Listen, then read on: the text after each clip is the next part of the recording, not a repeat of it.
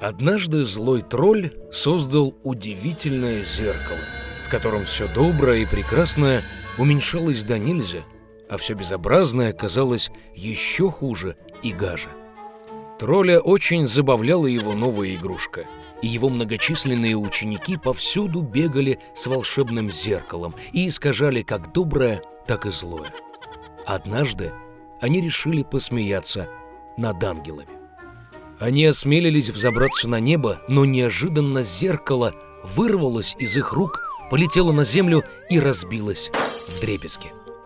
Миллионы мельчайших осколков разлетелись по свету и наделали немало бед.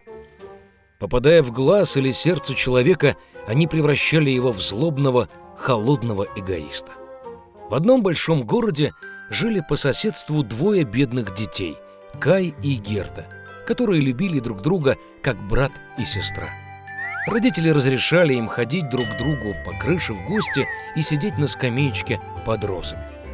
В теплое время года они проводили здесь все время, выдумывая разные игры, а зимой любили устроиться у теплого очага и слушать удивительные истории, которые им частенько рассказывала бабушка. Однажды, когда дети рассматривали книжку с картинками, Кай почувствовал, как что-то кольнуло его в глаз и сердце. Это были осколки зеркала злого тролля. С тех пор поведение мальчика резко изменилось. Он стал злым, грубым и жестоким. Как-то раз Кай отправился кататься на санках и не вернулся.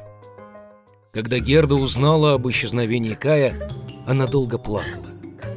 Но она была уверена, что Кай был жив, поэтому решила отправиться на его поиски.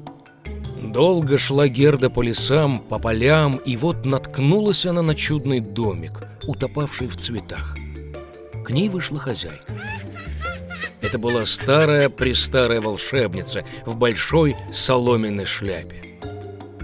Герда очень понравилась старушке, и поэтому она заколдовала бедную девочку и оставила ее у себя навсегда.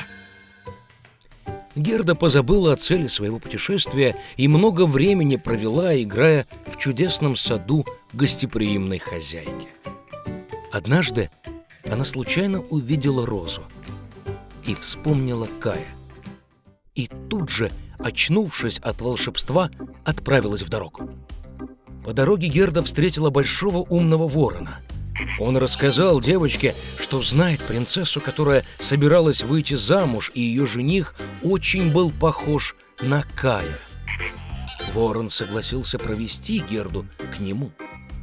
Оказавшись во дворце, Герде удалось увидеть будущего принца. К сожалению, это был не Кай. Принцесса, выслушав грустную историю девочки, подарила ей золотую карету с кучером и слугами, а также башмаки, муфту и чудесное платье. И Герда отправилась в путь. В темном лесу сверкающая карета сразу бросилась в глаза разбойникам, которые тут же напали на нее. Маленькая разбойница, дочь атаманши, взяла Герду себе в плен. Она привела Герду в разбойничий замок, чтобы похвастать своим зверинцем, в котором были лесные голуби и северный олень из Лапландии. Услышав историю своей пленницы, маленькая разбойница пожалела ее и отпустила вместе с северным оленем на поиски Кая. Северный олень привез девочку к старухе Лапландке, которая отогрела и накормила измученную девочку.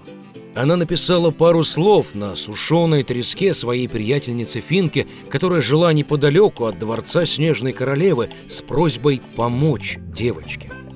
Она объяснила Герде, что причиной плохого поведения Кая стали осколки зеркала, что попали ему в сердце и глаза, и он никогда не станет прежним, если не растопить лед силой горячего любящего сердца. Ко двору Снежной Королевы Герда отправилась одна-одинешенька.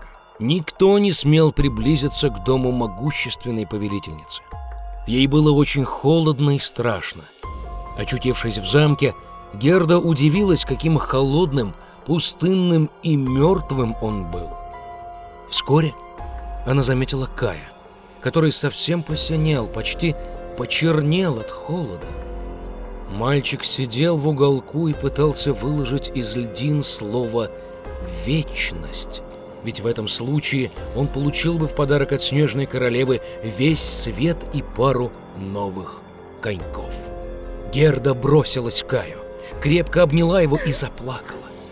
Своими горячими слезами она расплавила осколок, застрявший в сердце мальчика. Подобрев, Кай тоже принялся плакать. И второй осколок вытек из глаз вместе со слезами. Как они были счастливы видеть друг друга. Но не было времени для радости. Им нужно было выбраться из ледяного дворца, пока не вернулась Снежная Королева. Когда Кай и Герда наконец выбрались из царства Снежной Королевы, они поспешили домой. На обратном пути им повстречались все друзья, которые помогли Герде в ее поисках.